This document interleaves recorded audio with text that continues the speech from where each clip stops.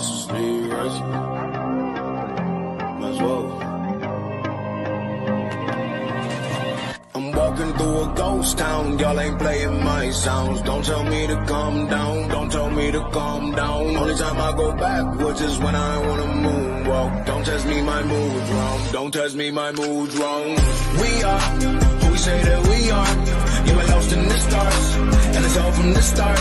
Never running no pace, never on the right page, but we still read that book, and we still run that race. Ay, Mississippi Racer riding out, no shortcuts, no time for that. Mississippi Racer riding out, till the wheels fall off, I'm driving that. Mississippi Racer riding out, we'll stop burning, strike the match. Mississippi Racer riding out, red light, green light, red light, good night. Ay, red light, green light, red light, good night. Red light, green light, red light, good night. Red light, green light, red light, good night. Red light, green light, red light, good night. Time to chill, don't sweat it. Good morning and welcome. It is Coffee and Sports. It is the morning show powered by Wire to Wire Network. Thank you so much for making us part of your morning routine, whether you're watching us live on Facebook, live on YouTube, or live on Roku TV. Thank you to the fine folks over at Northeast Sports Productions. I am Chris, and of course, that over there, that is Mo. Mo, it's Masters Day. Yes, it is. It's Masters Day on a great Friday evening. You know me. I show up for the guy. And there's only one guy, Mo. Tiger. Mo, it is Tiger. Mo, I don't often, maybe I do. Maybe I'm giving myself too much credit. I feel like I don't often critique another man's business because everyone has an opportunity to run their business how they see fit. I feel sometimes we might come on here and pass judgment and question decisions, but I feel like we don't ever really come on here and just, tear apart a man's business. That is until today. Tony Khan, the owner of AEW, is a complete idiot. I have never seen, Mo, a more ridiculously run business than that of AEW. And last night 100% cemented this for me. Now, I did not watch AEW Dynamite last night because I refused to. I refused to give in to what was clearly a ratings grab. I refused to give into what CM Punk had already told us a few days prior we were going to see on AEW Dynamite, which, by the way, is exactly what we saw.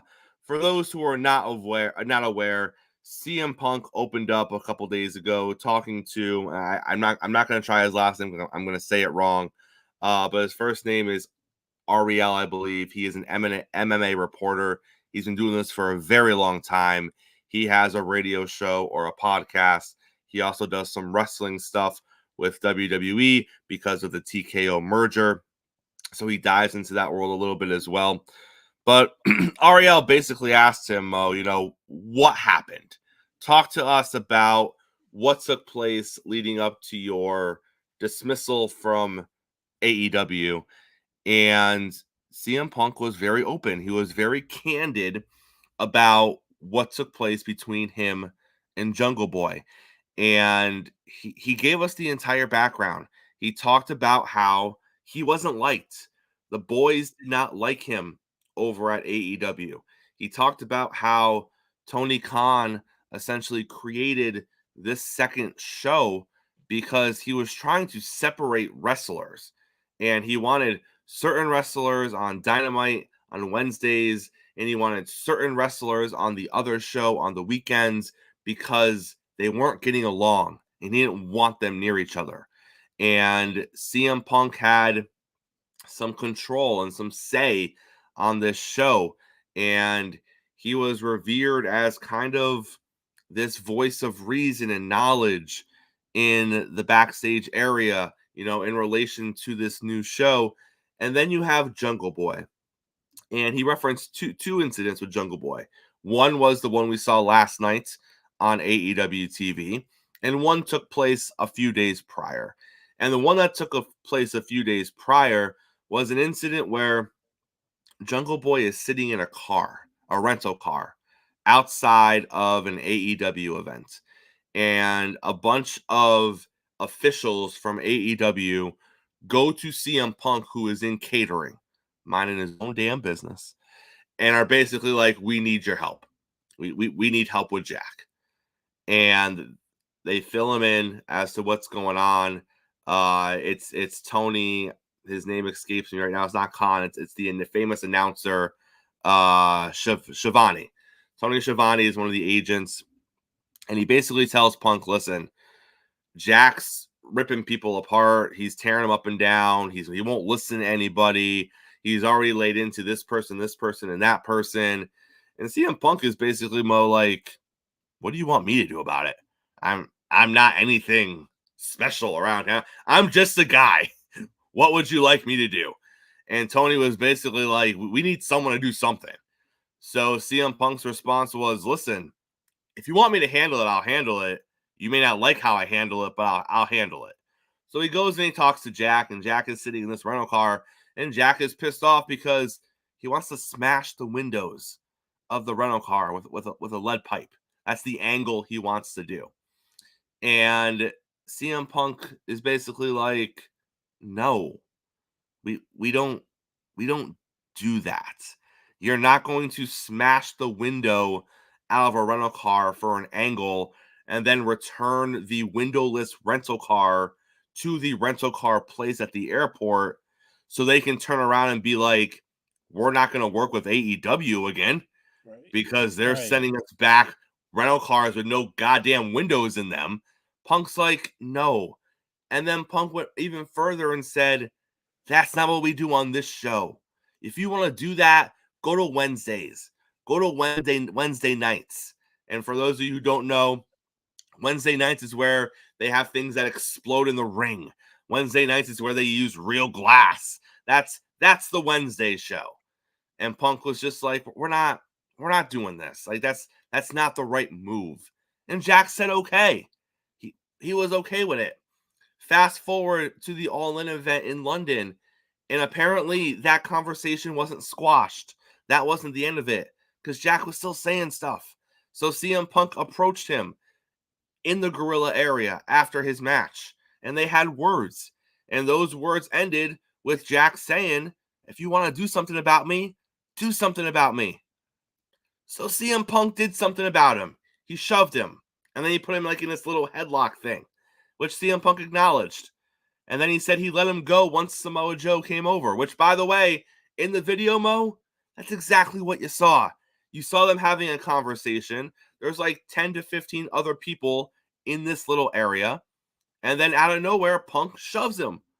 And then he puts him in a headlock. And then Samoa Joe comes over and says something, and Punk lets him go. But Mo, don't forget, it was also during this moment that Tony Khan said, and I quote, I feared for my life. That was his quote, Mo. He feared for his life in that moment.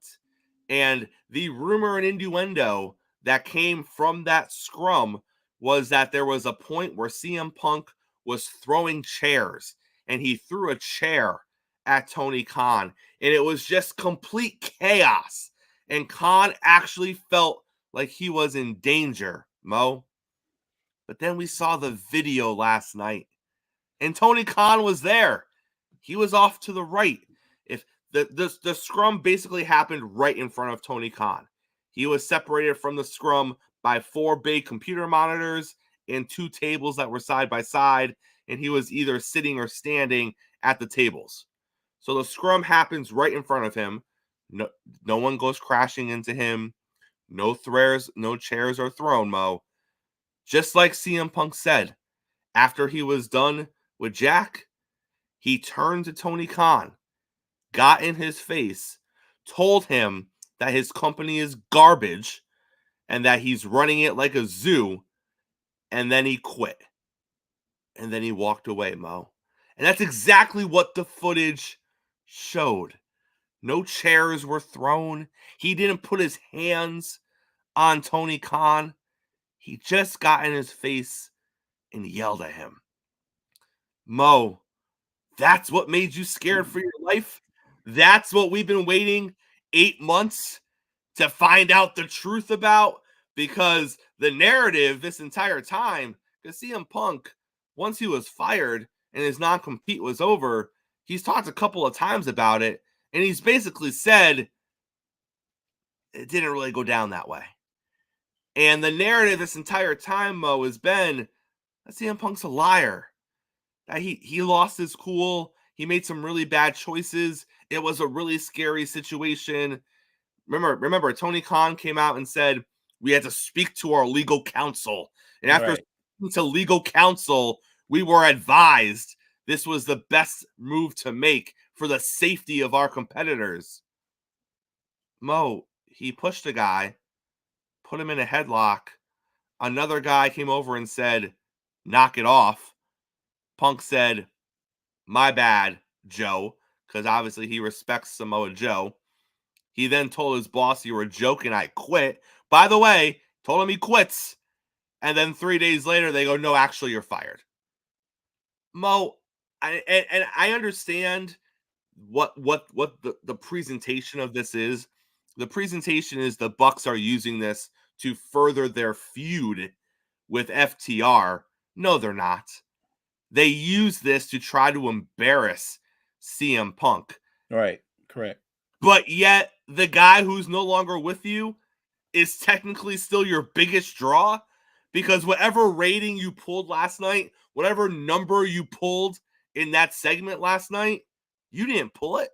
CM Punk pulled it. So anything you gained viewership-wise from that segment, Mo, you gained it from a guy that doesn't even freaking work for you anymore. Right. So CM Punk is still your biggest gain, and he's not even a part of your damn company. Mo, I don't understand. The video is exactly the way CM Punk said it was going to be, which is the exact opposite way that Tony Khan said it happened. So why show it? It makes you look terrible, but yet you still approved it being shown. Why, Mo? Why? Yeah, I don't understand how Tony Khan knows of the video. Probably has to have seen it to approve it being put out there, because it what doesn't make him look like a liar. He is a liar, but it shows in fact he was lying, right? And to your point, right, you get this huge ratings grab, because that's what it was, the buildup for the video. Well, you can't use that every week. That's gone, right? That's Right. You're not going to be able to go to that gimmick every week. I look at a guy like Tony Khan, and I really think he's doing his best to try to be a junior Vince McMahon, but he comes off more like the worst version of Eric Bischoff. That was a really nice way to put that. I like that. I like that a lot. And it is, and like, I get it. Like, Vince caused a lot of chaos, right? Like, it was a ratings war during the 90s and early 2000s with him and Eric Bischoff, but it was also a different time. It was a time in TV where you could push the boundaries. I mean, if you watch Monday Night Raw back in the day and you just compared the 9 o'clock hour to the 10 o'clock hour, it was different TV, Mo. You know, it was completely different TV, because the rules for TV changed at 10 o'clock p.m. Because at 10 o'clock p.m., the kids were in bed. So you could go on TV and do stuff. And they needed to be in bed for the stuff that they were putting out there. Correct. But Mo, we're not in that era. That's not what's happening in 2024. Triple H, he basically said during WrestleMania week, they're not competition. They're not competing with AEW. I mean, another headline that came out this week. So it's no secret WWE tried to sign Will Ospreay. He turned WWE down. He went to sign AEW. He's a terrific wrestler. He really is. And after he signed, he talked about how some of the things that drew him to AEW, it was a lighter schedule. It was less traveling. They gave him full control to go home across the pond whenever he wanted to. It was a better choice for him. And Mo, when you're interviewing for a company, you have every right to take the job that's a better fit for you. But Triple H talked about that. Triple H talked about that on the Pat McAfee show. He didn't mention Ospreay by name, but we knew who he was talking about. And he mentioned, we've recently struck out on signing some big names. He goes, but the way I look at it, and I'm paraphrasing here, he goes, basically, when I find out that people that we weren't able to sign went to other places because they didn't want to work all the dates, they wanted a lighter schedule, they wanted more time off. And he goes, it's one thing when you're in the later parts of your career, referring to Roman Reigns and The Rock. He goes, but it's a different thing when you're still in the early part of your career. When you're in the early part of your career and you don't want to grind and you don't want to put the time and the hours in, he goes, then I didn't really want you in the first place. He goes, if that's what you're looking for that early in your career, then I'm glad you chose someone else besides us because you weren't going to make it here regardless. Yeah, I love that. And then Will Ospreay goes on AEW TV and basically says that Triple H is only in his position because he was grinding on the daughter's boss. Again, why is WWE living in you and your people's head rent-free, Tony Khan? Like, I just don't get it, Mo. I don't get it. I really think that he's trying his best to make it seem like it's a rivalry of some sorts. And like you said, WWE doesn't even acknowledge them. They're not it's not a rivalry. You know what? There was more of a rivalry when ECW was around. And that, again, that takes you back to a different time. But even then, WWE didn't have any problem with them. Look, if they wanted to, I guess they could do what they always do. They could just buy AEW too, right? Like, and put an end to that real quick. But I don't even think they care to. I don't think they care to. And Triple H is a really smart guy. He always thinks bigger picture. A lot of the talent that's on AEW, they're not on WWE now, but that doesn't mean they won't eventually end up on WWE, just like Jay Cargill did. So I completely understand where Triple H is from. He's thinking the long ball. He's not even worried about all this short-term stuff. Tony Khan, like I said, he's a watered down Eric Bischoff, and I just think that what he needs. We talk about advocates for NFL players and NBA players. He needs somebody to run his company. Maybe it's okay with him owning it, but I think he needs somebody else to take control of the reins from him, save him from himself. With that, let's bring in JG. We got some Major League Baseball stuff to discuss this morning. JG, welcome to the show. How are you, sir? Morning, guys. How you guys doing? What's up, JG? JG, we were literally just talking about this a couple of days ago, and then it happens. The Baltimore Orioles made the call. Jackson Holliday made his Major League debut last night. The first time he touched the ball, he was part of turning a double play for the Orioles. This was all over Major League Baseball yesterday. Coverage of him being called up, coverage of him making his debut, how he got his number and Cal Ripken Jr.'s involvement in that. It was literally a story from 7 or 8 different angles. JG, as someone who is a baseball purist, I would have to imagine this all completely warmed your heart yesterday, because at the roots of it, isn't this what Major League Baseball is? Yeah, I never got the opportunity to have that kind of a phone call, and oh my goodness, I still dream of that. When I was playing and what it was going to be like. Man, heck, I remember. I just kind of tell you a quick story. I remember when I had my opportunity to go to spring training, single A with the Rangers. The phone call I got from my agent. I'm in Puerto Rico, flying back to Texas from San Juan. And the entire night I got my phone call from the agent saying, hey, you got an invite. It's a non-roster spot, but you got an invite. I was in tears. Because it was the hard work that you put in for so long, from the time that you picked up a baseball for the very first time to the 6 a.m. workouts and batting practices and whatnot. That's what it's all about. And I love those. I love the opportunity we see on social media where a kid gets into, regardless if he's the first pick or the round 18, kid that that nobody really expected to even be playing professional baseball, and he gets called into the office of the manager of the minor league team that he's playing for, and all it is hey, you got the phone call, you're heading to the big leagues. Yeah, I mean that's. I'm getting emotional just thinking of that. It wasn't even about me. So, but I love it. I love those stories you get from it. Again, a kid that we saw for so long, for those who are a little bit older, we saw him on, we saw this kid on big league fields playing catch with his dad in St. Louis and in Colorado and whatnot. And now we get to see the full circle that he's now getting the opportunity. And then the manager even said that, his AAA manager said, hey, yeah, you were in the clubhouse with your dad and you were getting on the passes. Well, guess what? Tell your dad that he has to now get a pass to be on the field with you. That's awesome. That is awesome. I love those moments that we get to see that with these kids. Tony Kemp told a similar story. Tony Kemp was actually sent down to make room for Jackson to come up. And Tony shared a story similar to what JG just said. He remembers being on the field and playing with his dad and Jackson being there and just tossing the ball around and him saying to his dad, hey, this guy over here. And now you fast forward a handful of years and that guy over there took your spot. But he did it as a full circle moment, being like, I was there when I was like, that kid could be something. And now I'm part of him being something.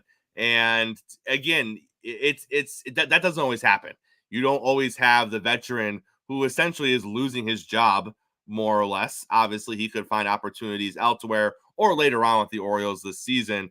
But you don't usually see veterans take that in stride when they're going from the big league club to not the big league club to make room for the 20-year-old. But JG, it was cool to see him not detract from the moment. No, absolutely. And the story Tony was talking about was when he was at Vanderbilt.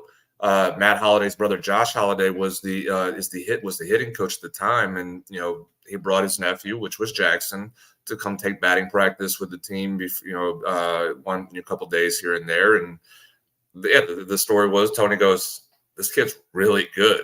This is kind of scary to think." So.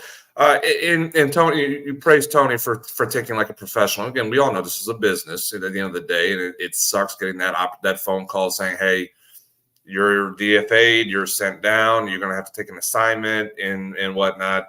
But I mean, kudos to Tony Kemp for taking it as a professional and understanding that this is not just this is the future of the organization, the number one pick in the draft. He was coming no matter what, whether it was taking Tony's spot or somebody else. So for Tony Kemp to take it like a professional and just reminisce on seeing this kid, coming out to Vanderbilt and do a little batting practice session. Yeah, that's a cool moment to really come back and see. JG, the federal investigators have come out in regards to Shohei Ohtani, and they have essentially cleared him of any wrongdoing. A report was released yesterday that Ohtani did not know anything about this. He did not gamble on sports. In fact, they've gone a little deeper because, again, we all have those lingering questions, and they answer some of those questions for us. The interpreter went in and changed the settings on the app. So Shohei Ohtani was no longer getting notifications from his bank account that things were being accessed. And it also has come out that he took a lot more than $4.5 million that we initially thought. It's a lot bigger than that. The FBI also gave us a little caveat that he is currently working on a plea deal.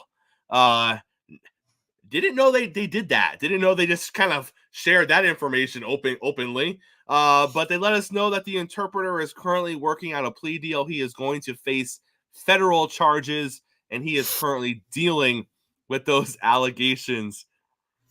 JG, is this the bow? Is this the bow on the package where we're good and we're just going to move on now because we were told to do so? Does anybody believe this? if you believe in this, I got a boat in Jerusalem. I'll be happy to sell you. This is the clear definition of the fall guy falling on the sword and washing your hands. The FBI essentially did the dirty work for, and we said this, I said this with you guys, the FBI was going to do the dirty work for Major League Baseball. They were going to try to find anything they can to wash their hands and not have Rob Manfred have to ban the international superstar of Major League Baseball, because that was going to be what was going to have to happen. So everybody in New York that was associated with Major League Baseball, Rob Manfred for being the main one, took a big sigh of relief with this, essentially information coming out that that he's taking a plea deal, that he's admitted guilt through everything you can think of, and there's the FBI saying, "Well, that's it, we're done, that's it. The story goes away now." When did it become that easy? When has it become that easy? And now it makes me even more skeptical about certain things and information about this, because it's never been that easy for an investigation. It's been a month? Has it been? It's not even been a month. It's been 3 weeks. Hasn't even been a month. Hasn't even been a month. Weeks. And we're wrapped up in weeks. We're now going to say, well, that's it. The investigation's over.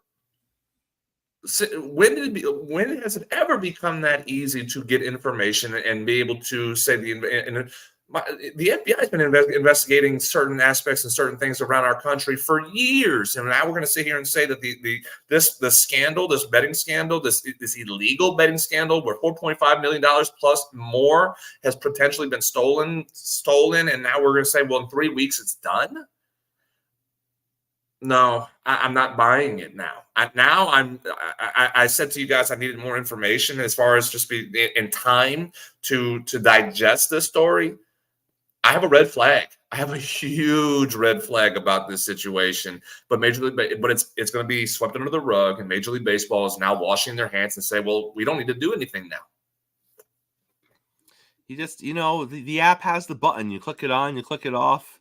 He just went there and he clicked it off. That's it. That's all he had to do to steal the millions. JG was just push the little button to turn the notifications off. Is Ohtani really? There's no way you can sit here and say Ohtani is that clueless. That, again, as much security as our cell phones have, that you're going to let your interpreter.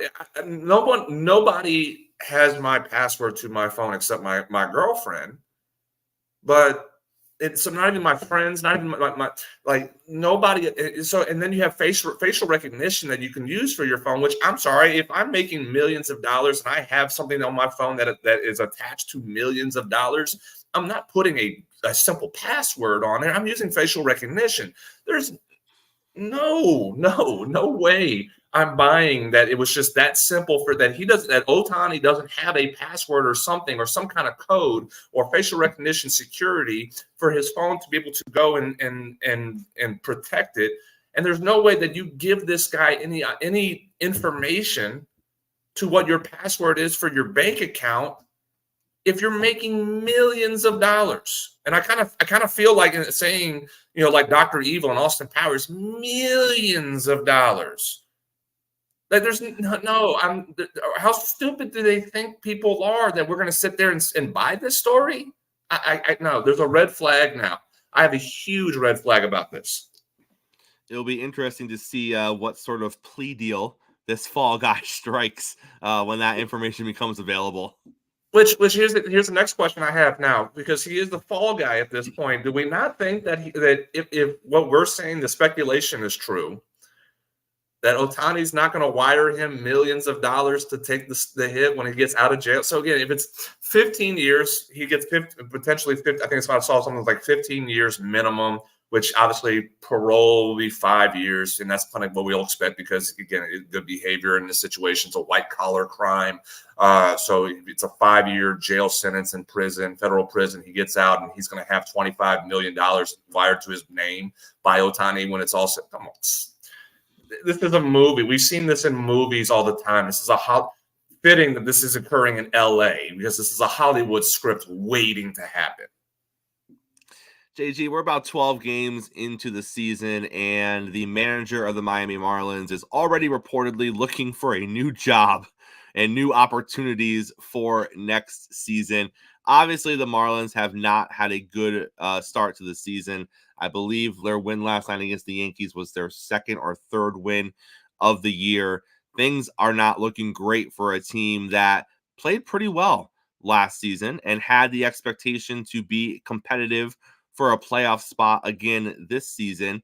But JG, at the same time, we're a dozen games in. It strikes me as odd that we already have reports coming out, and it's not reports of he's on the hot seat. It's not reports of if he doesn't right the ship soon, they might go in a different direction because they believe this is a playoff team and they don't want to get too far into a hole in the NL East so they can't pull themselves out of it. It's just a couple of casual reports that he's going to be looking for some different opportunities next season. So that means that if we continue to suck, we're just going to ride it out and we don't really think we're a playoff team. Like, what does that reporting tell you about what's happening in Miami? Because usually you get one of two reports. Either he needs to fix it or we're going to fire him. Actually, no, that's the only report you get. That's the report. Fix it or you're fired. I was waiting. I was actually wondering what the second thing was. I knew that was the only one that you could think of. It's amazing. This is a franchise that's won 2 World Series titles in what is it now? 26 years, 27 years. They've been around, I think, since 1995. That's kind of what it is. So they've won 2 World Series titles. And the dysfunction of this franchise continues to baffle people in the process, and they found ways to win at times, and they made the right moves. It does help in 03, and you know the 03 Marlins very well, where you had Pudge Rodriguez and Josh Beckett and Miguel Cabrera, Juan Pierre. There was so much good talent on that team. It's amazing they even put that team together. Well, they got blown up the next year. I know which is what they do. 97 was no different. 97 was, they won the World Series, and then, 98, they blew the team up again. So, but the dysfunction of this franchise, it's amazing, just how they continue to function. They were a playoff team in 2023. They made changes. They changed the general manager, Kim Nee, which she wanted more authority in the front office, which, you know what, she led this team to a playoff, something that does not happen very much in Miami with the Marlins. And she was able to again, one of the first general managers that's a woman in baseball. And she did a great job leading this team, making decisions that benefited the franchise. And they would not give in to giving her more authority in the baseball operations department. And that's why she ended up leaving and going elsewhere. And now we're seeing continued dysfunction because all you had to do, you're supposed to reward success. Why couldn't the Marlins reward Kim Nee for success that she did by building this team into a competitor? This was in 2023. They were a little bit of a fearful team, and they didn't have Sandy Alcantara majority of the year because he got hurt with Tommy John, and they were still pretty scary to play against in the second half of the season. You're supposed to reward success, and the Marlins continue to do the opposite. They don't reward success. They banish people essentially, and that's exactly what they did with Kim Nee. So if I'm Skip Schumacher, I'm putting together, I'm doing what I can. I'm doing the best I can to build my resume up a little bit more. If I can turn this team and be somewhat competitive and be a 500 team, that says a lot about me as a manager, that when I go do interviews next year, I do interviews after the end of the season, I have a legitimate conversation with teams to say, I took a team that had no business being a winning team, because the franchise is absolutely dysfunctional as can be, or one of the more dysfunctional franchises in Major League Baseball, and I built them into a 500 team, which we had no business being. So I kind of feel bad for Skip because he's a good baseball guy. He's done a good job throughout his career as a manager at times, but he continues to get bad luck, and that's what this is right now with the Marlins. JG, we appreciate you coming on this morning, sir. Have a great weekend. Appreciate it, guys, as always, and you as well. Hey, Appreciate it, it's Masters weekend too. Is there a better We weekend know. for golf? There Now, it is. Are you a golf fan, or we're just Tiger people over here? No, I'm an avid golfer myself. Okay. I go golfing at least. I try to go golfing once a week. I actually have I'm a 5 handicap. Not too shabby. I do play for the tips as well, so I challenge myself as much as I can. But I'm a very big avid golfer. I love golf. I got to go play in one of the British Open golf courses in August last year. Out in Scotland, so I'm hoping this summer while I go to California, I'll be playing. I'll get to play around at Torrey Pines. So I love golf, and I love this weekend. There's 2 weekends to me that actually signify the start of spring, and that is opening weekend of Major League Baseball, obviously, with you guys, and the Masters weekend. Now we are officially in the beginning of springtime here with this weekend going. So I love this time of the year, and I love this tournament. And I'm going to enjoy watching. Again, I'm a big Tiger Woods fan, so I love Tiger. I'm rooting for Tiger, but I if anything, have Tiger be competitive on the weekend on Saturday and Sunday, and I'm going to be all in on watching. Scotty Scheffler is the betting favorite going into it. Is that your pick? Yes, I think you have to pick Scotty just because he has ramped himself up really well, and he's played this course very well throughout the last few years.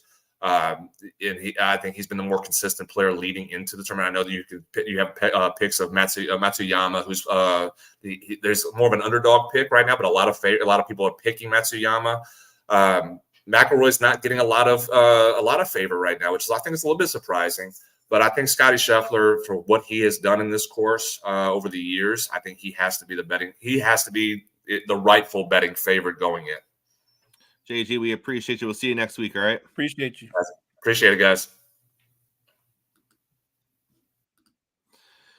Mo, if you gave me a briefcase with $1 million in it and said, Chris, you have 10 minutes to explain to me what playing from the tips in golf is, I would not get that briefcase with $1 million. You would lose that money.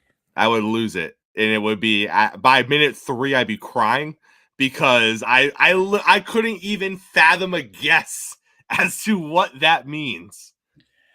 I'm with you. If you gave me the briefcase, I'm just going to take off and run because I know I don't know anything, but I'm going to take my shot at the money.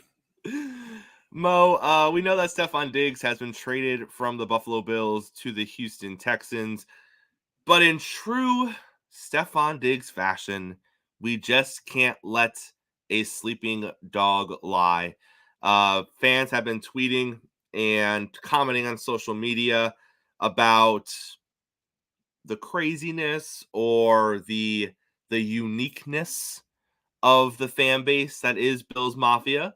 But obviously these are Houston fans, so they're spotlighting Buffalo fans in a negative light. And of course, Stefon Diggs has to go start liking the posts. He has to go start liking the tweets. Mo, this is the issue, is it not? You are with a new team. You didn't want to be in Buffalo. We've been saying that you haven't wanted to be in Buffalo since the middle of last season because your actions have shown that. And Buffalo finally said, we're done. And they let you go somewhere else. Not only did they let you go somewhere else, they let you go to maybe one of the most promising young quarterbacks in the league, an up-and-coming team in the Houston Texans in a division that is questionable at best, right, because there is no powerhouse in that division. And you still want to throw shade on where you just were? Come on, man. I don't understand that because if you know one thing about Bills Mafia, they support, they run through walls for their franchise and for their players. So when he was there, they embraced him. They loved on him. Every moment. Good and bad. You know what I mean? Right. Through everything. Like, I don't even think they thought going into this offseason that he would be moved. I think they thought we'll get things back on track. Stefan will come back into the fold. And and look, I get it. Buffalo Bills fans, like a lot of fan bases, they can be really over the top, but I don't I don't find that negative. I think that's positive. The fact that he would be petty enough to co-sign on some of these posts that kind of denigrate them, why is that even necessary, man? Just take the high road and say thanks, Bills fans, for the years together and move on. And let's be honest, Diggs, it's not the fans' fault that anything happened to you.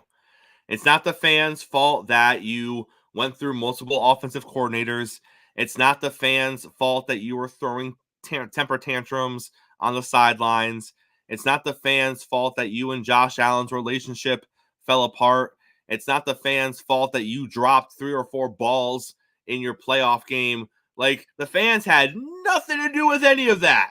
If you want to be upset at Josh Allen or you want to take a shot at the coaching staff, I still don't think you should.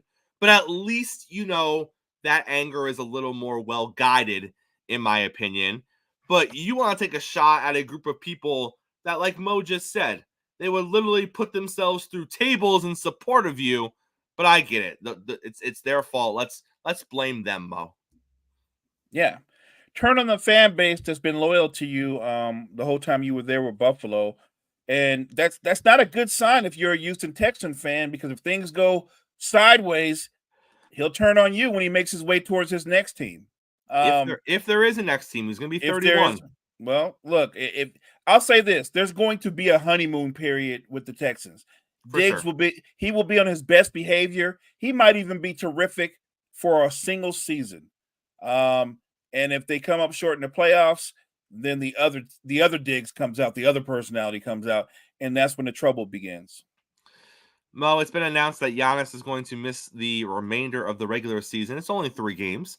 But if you are the Milwaukee Bucks, they are 3 important games, because if they lose these last 3 games, who knows where they finish in the East, because it's that close.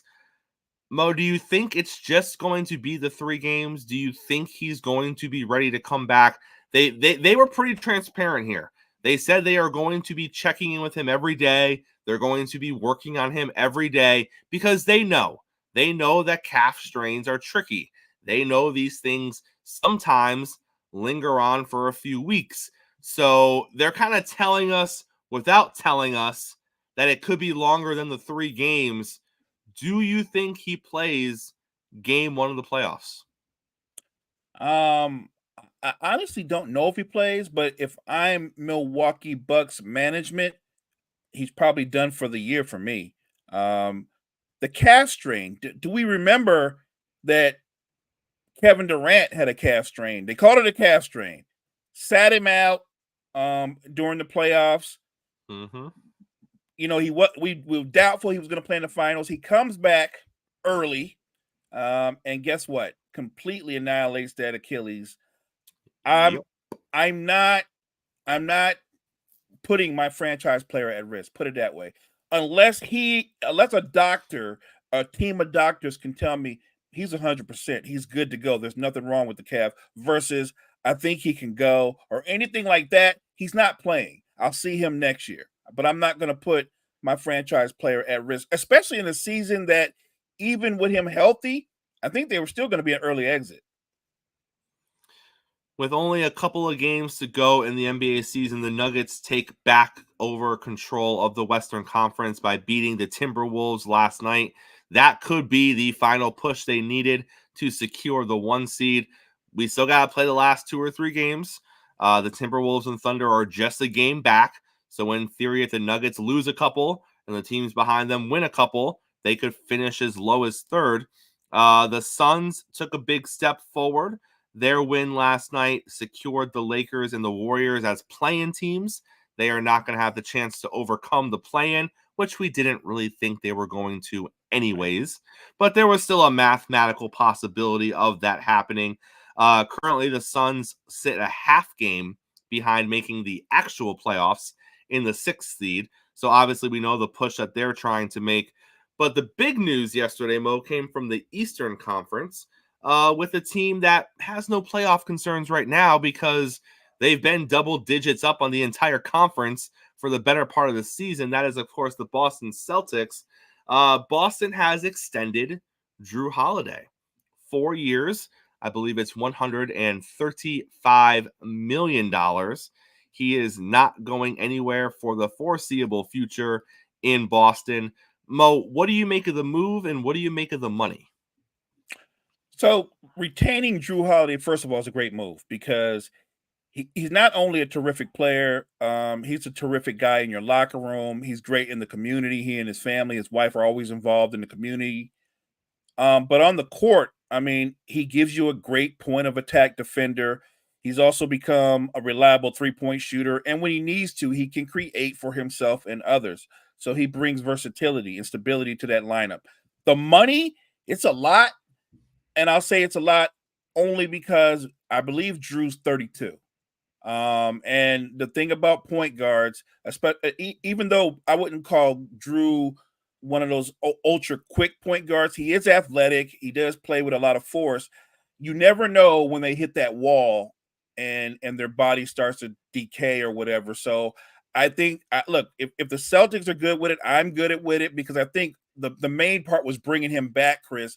They think that with Drew Holiday, with Derek White, Brown, and Tatum, that core is going to be in contention for the foreseeable future. And I agree with that. Look, the Celtics are going to be a title contender for the next 4 or 5 years. The only problem is, are you going to win one? Like if they win a title this year and they don't win another one in the Drew Holiday era, they're still going to call that a win, right? The goal is to win a title. That's how hard it is to win a title. But if they're very, very good, Chris, but they keep coming up short, it's going to still be recognized as a failure, right? Ultimately. And that won't really fall on Drew Holiday. That'll fall on Jason Tatum. Well, we're going to close out the show with some burning NFL questions. Because that's all we do around here. Let's start in the AFC East. Will the Buffalo Bills pack enough punch to keep pace in the AFC East? Surprisingly, I think the Bills, they will have a winning season. I don't know if you're talking about, do I think they're going to win the division? I don't, but I think they're going to be in the picture. I think they'll find a way to grind out a winning season. They still have Josh Allen. They still have some talent on both sides of the ball, and we haven't even hit the draft yet. So I think they'll be a solid team. What are the Patriots going to do with the number 3 pick, Mo? Do you think they go quarterback or do you think they go best player available? Well, they need a quarterback, in my opinion. Now, what I would say is, if you do draft that quarterback, like I said, don't play him. don't play him. don't play him behind that offensive line and those lack of skill positions around him. Don't play him. Let him rest. And I believe who did they bring in to start? Because we were kind of making Jacoby. Yes. And Jacoby's been a solid veteran throughout his career. But yeah, let Jacoby take that beat down. Yeah, I think they draft a quarterback. I do. Does a healthy Aaron Rodgers make the New York Jets a Super Bowl contender this season?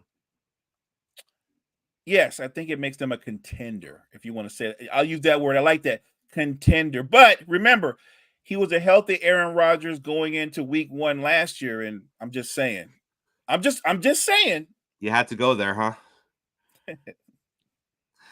The Ravens lost not 1, not 2, but 3 starters on the offensive line. Obviously, they've done their part to replenish that. It is a completely different offensive line that they're going to have coming into this upcoming season. Is that going to have an impact on Lamar Jackson? I don't think it's going to impact Lamar Jackson, but I do think it could impact Derrick Henry. I actually think their offense, the scheme they run, is going to impact them because they do a lot of their running, Chris. They do a lot of run, RPO, right? They do a lot of that, and I think a running back like Derrick Henry, he's a classic I back. So he's 6-7 yards deep, a fullback in front of him, or it's 2 tight ends, and he's a one cut and attack back. You put him back there that far, and you try to run him out of that kind of.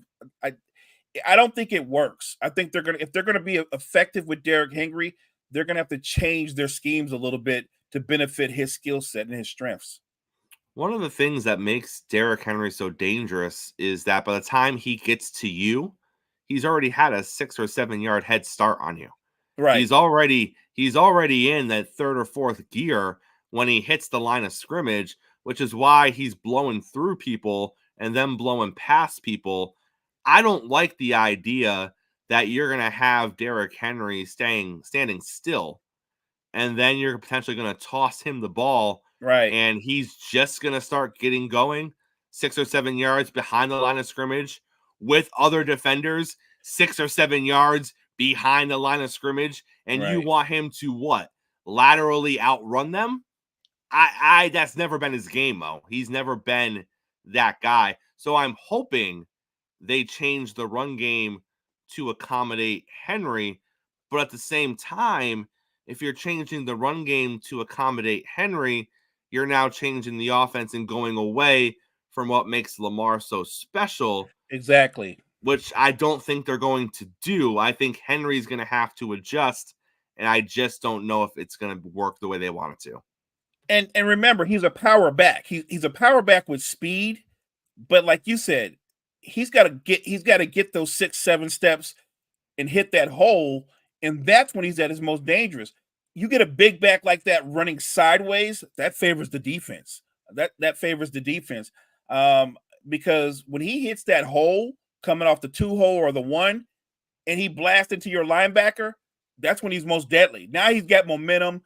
He's very fast. I wouldn't call him quick, but he's very fast once he gets a head steam up. Their scheme just doesn't fit his skill set. So I just think it's going to be an interesting dilemma going forward with the Ravens because, like you said, if you go to more of a single back set, that's not what Lamar operates best in. So it's going to be interesting. Milwaukee fans, I hate to point this out to you. Remember, last year for about a month, about 4 or 5 weeks, Joe Burrow played with a calf strain, and he looked horrible. He did not look good at all, and he wasn't moving nearly as much as Giannis would have to move with a calf strain. But Mo, if Joe Burrow comes back and he is healthy the entire season, are the Bengals still a playoff team? I think they're going to be in contention, but I think sometimes we overlook the other things because football is the ultimate team sport.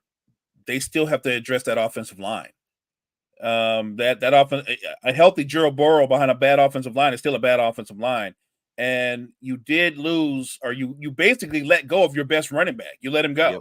And so I think that's going to have to be answered as well because what he was terrific at, Mixon was terrific at, is not just catching the ball at the backfield and running. He was good in pass protection. That's a big deal. So you got to find a replacement for him. Look, I think when he's healthy, Joe Burrow is the second best quarterback in football, but you've got to protect him and you've got to set him up for success. So I cautiously, as a fan, am optimistic about what he and the Bengals can do, but I go into the season uncertain because the offensive line is the key. Is Anthony Richardson enough to get the Colts into the playoffs? By himself, no, but I think if he's a compliment, or let me say if he's a compliment or he and Jonathan Taylor can tag team, because remember, you've got Jonathan Taylor. That's a guy that can carry the ball 25, 30 times a game, along with a Michael Pittman who moves the chains. I think that combination will get the Colts into the playoffs because look what they did last year, minus Anthony Richardson, with solid play from their backup quarterback. So I think coming in, this is in a weird way, this is going to be year 1 for Anthony Richardson still, right? He didn't play that much. So what we have to find out is how much can he recognize coverages? What does he do when the safety walks down in the box? Like, he's still learning all those things. So I think he's going to still be raw, but still effective. It's also interesting because the other side of that is he should know the playbook better going into this upcoming season. But at the same time, the rest of the league isn't going to have a full year's worth of film on him. That's true. So you might see a situation where in year 2, Richardson's a little bit ahead of the curve because he just knows more about the system. He's more comfortable in the system.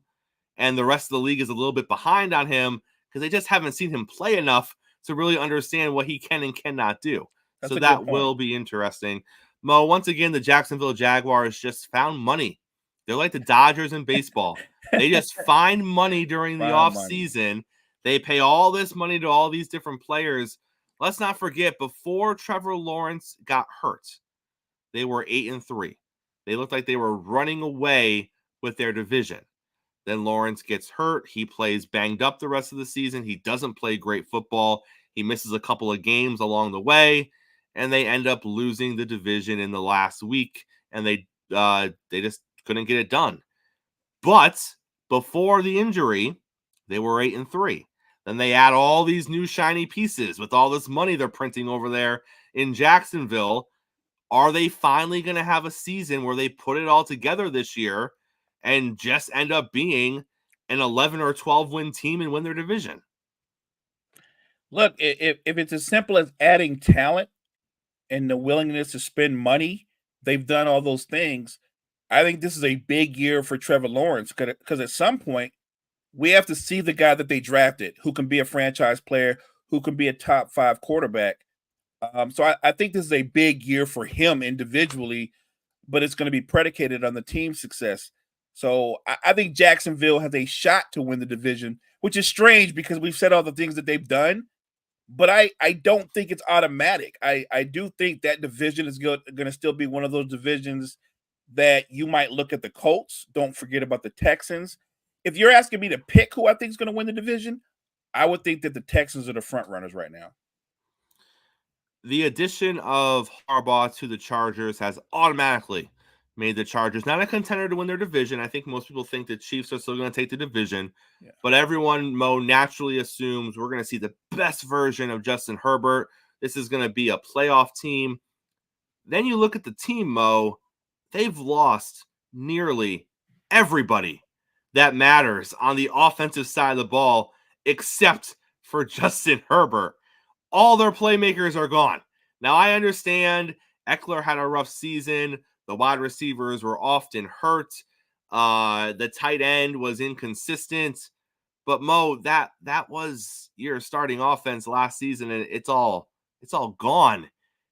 Is this actually going to be a playoff year for the Chargers? Or is this going to be too much to overcome year one because you're essentially replacing every offensive starter from playmaking positions from last year? I think the way that Jim Harbaugh thinks football, he will talk to you about how they're a playoff contender. He will tell you that. He will tell us. He will convince his teams that and the fan base as well. But I think that realistically, in the quiet places with his coaching staff, Jim Harbaugh knows that this year is year one, and I think you're looking at a team that they would do well to go 500. I agree. Completely agree. Mo, great show on a Thursday. Close us out, sir. Hey, thank you guys so much for joining Chris and I this morning. Make sure you check out all the great content that we have at the Wire to Wire Network. You've already listened to us, so sub us, like us, follow us. This is a partnership. We put out the content that you guys enjoy, and in turn, you share us with your friends. Hey, I'll get my friends, and we'll all be friends. Wire to Wire Network, check us out. Make sure you're back same time, same place tomorrow. We're going to do the other half of the NFL burning questions. All of that and more. Coffee and Sports. It's the morning show powered by